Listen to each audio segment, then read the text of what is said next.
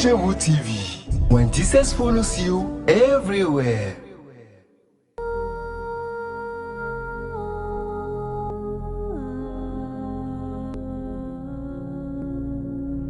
Bien-aimés à Christ, bonjour, merci de nous rejoindre pour cette émission Prédication, temps de prédication sur Christ chez vous TV Foundation.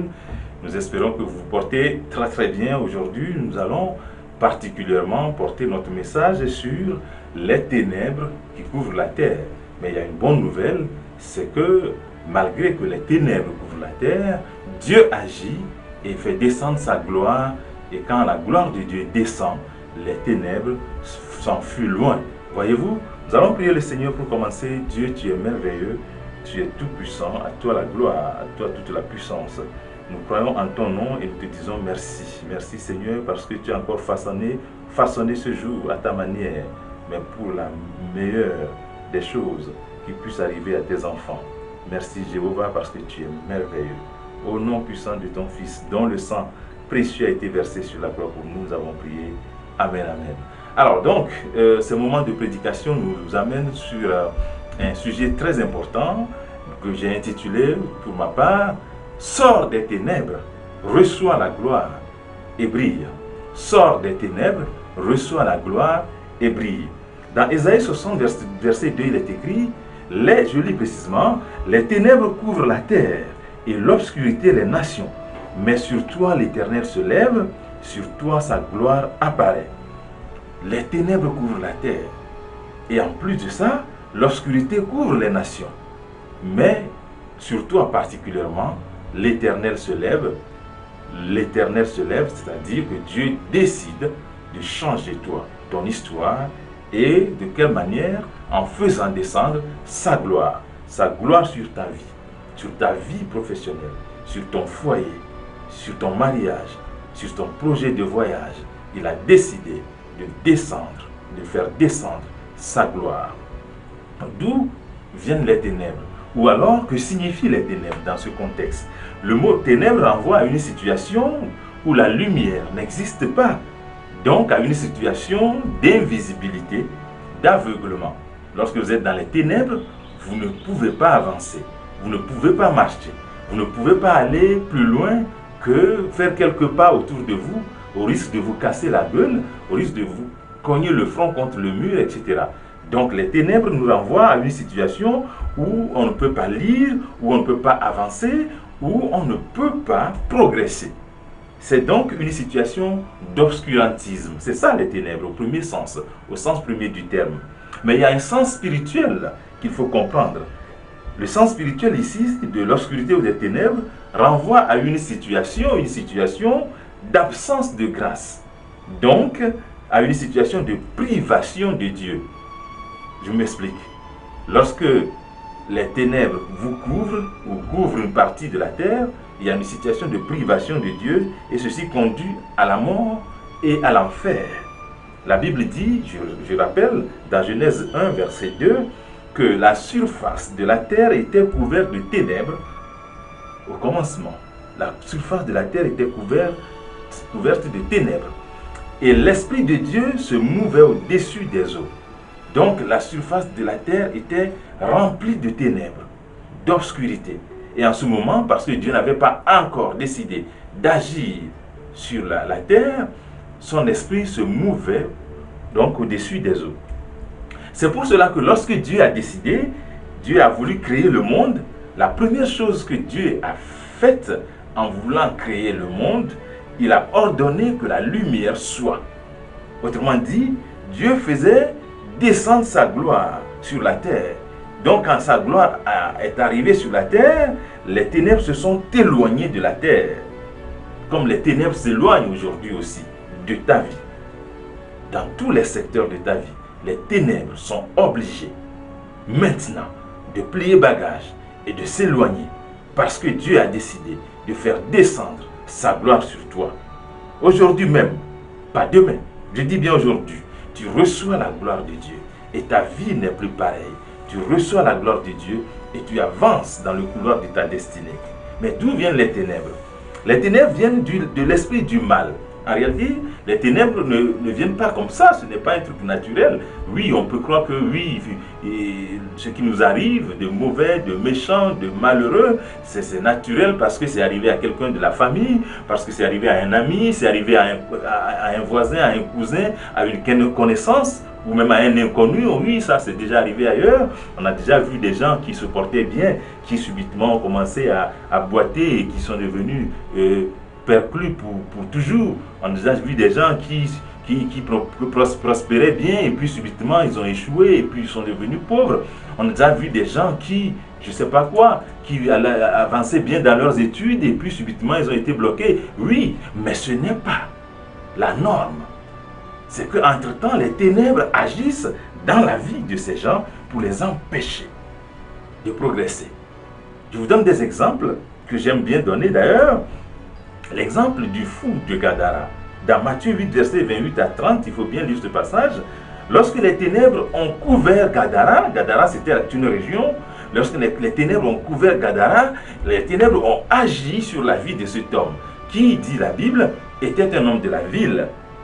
Et donc cet homme a dû quitter la ville et est allé se réfugier au cimetière, dans les sépulcres. Et il devait se torturer. Les ténèbres se sont emparées de lui. Il est devenu fou. Ils ont pris en possession, en otage, son intellect. Et il ne raisonnait plus. Il a jeté ses vêtements. Voyez-vous, il a abandonné sa femme. Il a abandonné ses enfants. Il a abandonné ses parents, ses amis, ses collègues. Au point que même son nom, quelque chose de très important, même son nom n'a pas été mentionné dans la Bible. C'est-à-dire que son nom avait été oublié. Peut-être qu'avant il s'appelait comment? Il s'appelait Julien, il s'appelait Kofi, il s'appelait Prosper, etc. Il avait un nom. Mais subitement, les ténèbres ont déformé son histoire et il n'avait même plus de nom. Son nom, c'était désormais le fou de Gadara. Un autre exemple. L'exemple 2, dans Luc 8, verset 43, l'exemple de la femme avec la perte de sang. Voyez-vous, elle était une bonne femme. Elle était une femme belle. Elle savait faire ses courses elle-même. Elle savait bien s'habiller. Elle mettait toutes sortes de vêtements pour être une femme à la mode, etc. Mais subitement, lorsque les ténèbres ont couvert sa vie, que s'est-il passé? Subitement, elle a commencé à perdre du sang. Et elle vivait une situation d'indisposition totale. Elle indisposait les gens. Et donc, elle ne pouvait plus vivre une vie normale. Elle a passé 12 ans à chercher des remèdes, à mettre de l'argent de côté pour aller à l'hôpital. Comme toi aussi, tu mets de l'argent de côté pour te faire soigner, mais tu n'as pas de réponse. Comme toi aussi, tu mets de l'argent de côté pour aller voir les grands médecins, mais tu n'as pas de réponse. Comprends que c'est une situation ténébreuse qui essaie de couvrir une partie de ta vie. Et désormais, cette situation doit changer. La femme en question s'appelait peut-être Judith, Viviane, et si, ma belle, belle à vie, etc.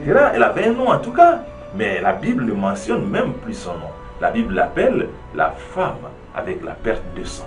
Comme toi aussi, les gens ont cessé de mentionner ton nom, le nom par lequel ils te chérissaient, mais ils t'appellent par ton problème. Ils t'appellent par toutes sortes de noms, de moqueries. En tout cas, ton nom fait référence à ton problème. Mais les ténèbres essayent de couvrir une partie de ta vie.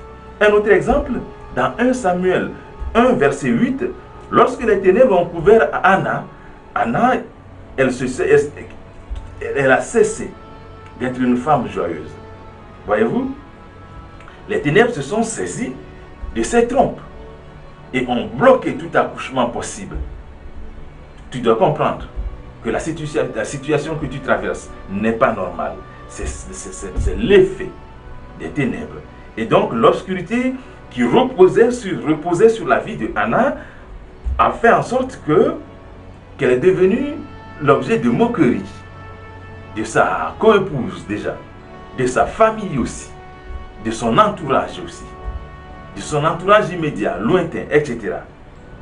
Parce qu'entre-temps, la vie qu'elle menait a été arrachée par les ténèbres et a été remplacée par une vie de misère, de souffrance.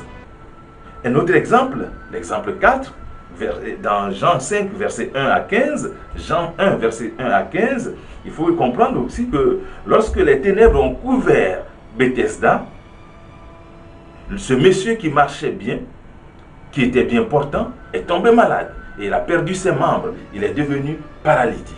Il est devenu perclus. Il ne pouvait plus rien faire. Il devait s'allonger pendant 38 ans en attendant que quelqu'un lui vienne en aide. Il avait été tellement enchaîné par l'esprit du mal, enchaîné par Satan, qu'il avait même été abandonné par ses proches. La Bible dit qu'il n'avait personne pour le pousser dans l'eau. Voyez-vous, sa situation était tellement corsée que même ses plus proches parents, ses plus proches amis l'ont abandonné. C'est pour ça qu'il a répondu à Jésus: je n'ai personne pour me pousser dans l'eau. Voyez-vous? Et ce monsieur est resté malade pendant 38 ans. Pourquoi les autres malades arrivaient à entrer dans l'eau? S'il dit à Jésus, je n'ai personne pour me propulser, pour me pousser dans l'eau, c'est parce que les autres malades qui étaient peut-être encore là avaient des proches qui étaient à côté de l'eau, du lac, et qui faisaient en sorte que leurs proches tombent rapidement dans l'eau, etc. Mais lui, il n'avait plus personne, donc il avait été abandonné pendant 38 ans, parce que les ténèbres ont pris possession de sa vie. Et puis, l'exemple 5, l'exemple qui te concerne, toi et moi, qui nous concerne, toi et moi, mon frère, ma soeur, qui concerne un de tes amis ou un collègue, regarde autour de toi, regarde comment les ténèbres ont pris possession de tes projets professionnels. Regarde comment les ténèbres ont pris possession de ton avenir, de ta santé, de tes finances, de tes études, de ton mariage. Les ténèbres ont pris possession de tout ceci. Et tu vis une situation bizarre que tu ne comprends pas toi-même. Mais ce n'est pas normal. C'est parce qu'entre-temps, il y a eu un changement de situation. La situation que tu traverses, je dis bien, n'est pas normale. Ce n'est pas dans le plan de Dieu de te voir affligé. Non, non, non, pas du tout. Ce n'est pas dans le plan de Dieu de te voir emprisonné. Ce n'est pas dans le plan de Dieu de te voir malheureux, pauvre, malade, endetté. Ce n'est pas dans le plan de Dieu. Pas du tout. C'est dans le plan du diable. C'est dans le plan du diable. C'est dans le plan du méchant qui tente de couvrir une partie de ta vie par des ténèbres. Mais il y a une bonne nouvelle. La bonne nouvelle, c'est que lorsque vous rencontrez Christ, lorsque vous allez à Christ, lorsque vous faites appel à Christ, lorsque vous criez à Christ, la gloire de Dieu va descendre. La gloire de Dieu va vous localiser et va descendre sur vous. Et votre histoire va changer radicalement. C'est ça la bonne nouvelle. Et c'est ce qui t'arrive maintenant, à l'heure même où tu m'entends parler, à l'heure même où tu me regardes. Je déclare que la gloire de Dieu descende sur toi et que ta situation change. Et elle doit changer parce que les ténèbres sont obligées maintenant de plier bagage et de s'éloigner. Les ténèbres sont obligées maintenant de plier bagage et de disparaître. Et que la lumière t'éclaire maintenant, pas demain, maintenant, pas après-demain. L'instant, si tu es obligé de commencer à briller, dis-moi Amen. Dis-moi Amen. Et je déclare que tu n'es plus pareil. La bonne nouvelle, en effet, lorsque la gloire de Dieu s'est levée sur Anna, elle a cessé de faire l'objet de risées. La lumière est apparue sur ses trompes. L'infécondité est devenue fécondité. Alléluia. L'infécondité est devenue fécondité. Comme toi aussi, tu es en train de vivre une situation de changement radical maintenant. Et ta situation t'amène vers la lumière, vers plus de lumière. Dis-moi Amen. Lorsque la gloire de Dieu s'est levée sur la femme avec la perte de sang, ça aussi c'est la bonne nouvelle. Subitement, sa maladie de plus de 12 ans a été guérie instantanément. Et elle est devenue une femme, redevenue une femme normale. Désormais, elle pouvait s'habiller comme toute autre femme. Elle pouvait aller faire ses shopping. Elle pouvait aller se balader. Elle pouvait aller avec d'autres femmes. Oui, désormais. Parce que la gloire de Dieu a localisé cette femme. Comme elle te localise aussi, toi, maintenant. Lorsque le perpus de Bethesda a rencontré Jésus, il s'est passé quelque chose. La gloire de Dieu s'est levée sur lui. Et subitement, il a plié sa natte et s'est mis à marcher et s'est mis à courir. Comme toi aussi, maintenant, tu plies ta natte. Tu te lèves de l'endroit où tu es tombé. Tu te lèves de ton lit de malade. Tu te lèves de ton lit d'échec. Tu te lèves de ton lit d'endetté. De ton lit d'emprisonné. De prisonnier. Et tu cours maintenant dans le couloir de ta destinée. Parce qu'il est temps que les ténèbres plient bagage. Ce n'est pas tout. Ce n'est pas tout. Il faut comprendre que à chaque fois que la gloire de Dieu localise quelqu'un, il y a une situation de remise à l'heure des pendules, disais-je dans un autre message. Et ma prière pour toi, c'est que aujourd'hui même, cette gloire te localise pour que ta situation change. Vous savez, il y a quelque chose de très important que la Bible mentionne. La Bible dit que le malin rôde comme un lion, cherchant qui dévorer. Voyez-vous, la situation normale de Dieu, c'est que tu sois en paix, c'est que tu sois en joie, c'est que tu sois heureux, c'est que tu chantes Alléluia, c'est que tu vaques librement à tes occupations. Mais la situation anormale du malin, c'est qu'il se promène cherchant qui dévorer. Il se promène cherchant à qui faire du mal. Mais toi, ce ne sera plus jamais ton cas, parce que tu as décidé de faire appel à Christ. Lorsque le démoniaque de Gadara a rencontré Jésus-Christ, les ténèbres ont plié bagage et l'obscurité s'est enfuie loin. Subitement, il est redevenu normal. Il a repris ses vêtements, il s'est bien habillé et désormais, il a quitté les sépulcres. Comme toi aussi, tu quittes toute forme de sépulcre où tu te retrouves maintenant. Alléluia. De la même manière, pour toi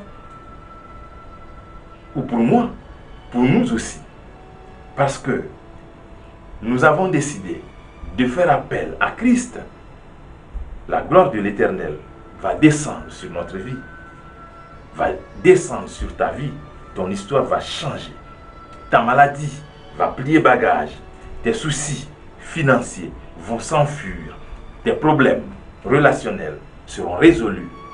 Dis-moi Amen, car désormais tu deviens lumière et tu brilles dans les ténèbres. La Bible dit dans Jean 1 verset 5, la lumière quand elle brille dans les ténèbres, je lis précisément, la lumière brille dans les ténèbres et les ténèbres n'ont pu rien. Désormais, parce que tu es connecté à Christ, parce que Christ est lumière, parce que Christ est la source intarissable de lumière, parce que toi tu es connecté à Christ, tu deviens lumière et tu brilles. Sauf que les ténèbres ne pourront plus rien dans ta vie. Tu vas briller, tu vas briller, tu vas briller. Dis-moi Amen. Dis-moi Amen. Chers frères et sœurs, il faut commencer à briller dans les ténèbres. Pourquoi? Pourquoi faut-il briller? La réponse se trouve dans Éphésiens 5, verset 8. Parce que autrefois nous étions ténèbres. Je lis précisément, autrefois vous étiez ténèbres. Maintenant, marchez comme des enfants de lumière. Autrefois, nous étions ténèbres. Autrefois, tu étais ténèbres. La Bible dit, maintenant, tu dois marcher comme des enfants de lumière parce que tu es connecté à Christ. Pourquoi faut-il briller? Parce que les ténèbres ont trop perduré. Les ténèbres ont trop perduré et l'obscurité a trop aveuglé les gens. Donc, tu dois décider radicalement de courir à Christ, comme Bartimée a décidé de crier et de courir à Christ. Tu dois décider radicalement d'aller vers Christ, comme la femme avec la perte de sang a décidé d'aller malgré la foule jusqu'à Christ et de toucher à son vêtement. C'est ce que toi aussi tu dois faire à partir de maintenant. Pourquoi tu dois briller? Parce que justement, les personnes de ton entourage familial, de ton entourage scolaire, professionnel, ont besoin d'une lumière pour être éclairées eux aussi. Une lumière qui leur servira de guide, de torche, de lampe, de référence. Tu es donc appelé maintenant à briller pour éclairer aussi les autres. Et en se connectant à Christ, ensemble, nous formerons plusieurs sources de lumière et les ténèbres n'auront plus jamais le droit de parler en notre défaveur. Au nom puissant de Jésus, je prie pour toi. Amen.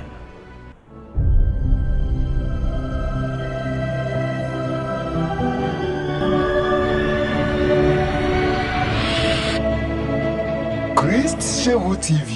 When Jesus follows you everywhere.